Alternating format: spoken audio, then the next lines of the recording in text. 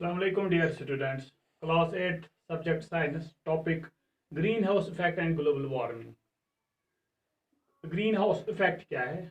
The trapping of reflected ultraviolet rays or sun rays from earth by greenhouse gases like carbon dioxide, methane, nitrous oxide etc. is called greenhouse effect. देखिए अगर हम यहाँ से देखेंगे जो हमारा अर्थ है इसके इर्द गिर्द एटमॉस्फेयर है और एटमॉस्फेयर में हमें पता है एयर की कंपोजिशन क्या है।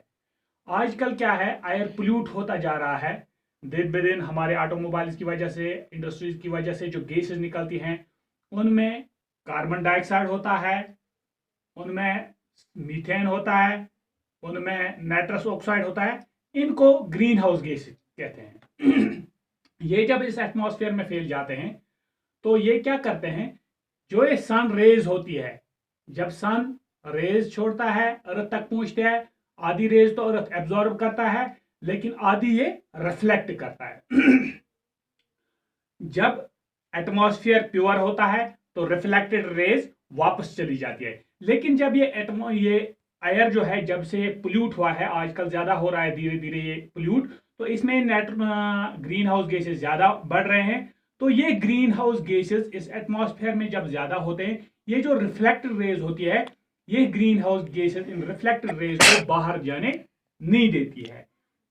और जब ये इसको बाहर जाने नहीं देती है, यानी ये इस एटमॉस्फेयर में जो रिफ्लेक्टेड रेज हैं, अर्थ से जो रिफ्लेक्ट होती हैं सन रेज, ये इस एटमॉस्फेयर में ट्रैप हो जाती हैं। और इसी ट्रैप होने को, अल्ट्रावायलेट रे जो रिफ्लेक्ट होकर ट्रैप हो जाती है इस एटमॉस्फेयर में, इसको ग्रीन हाउस इफेक्ट कहते हैं। इस ग्रीन हाउस इफेक्ट की वजह से ही हमें जो ये ग्लोबल वार्मिंग की प्रॉब्लम होती है ये हो जाती है। कैसे?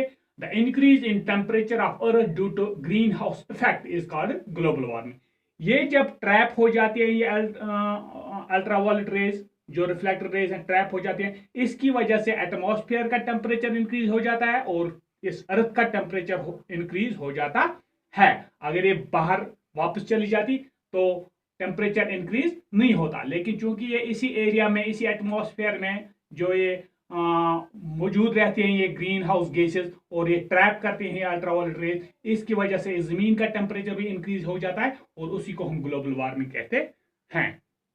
तो ये था ग्रीन हाउस इफेक्ट और ग्लोबल वार्मिंग के बारे में थोड़ा सा। Thank you very much.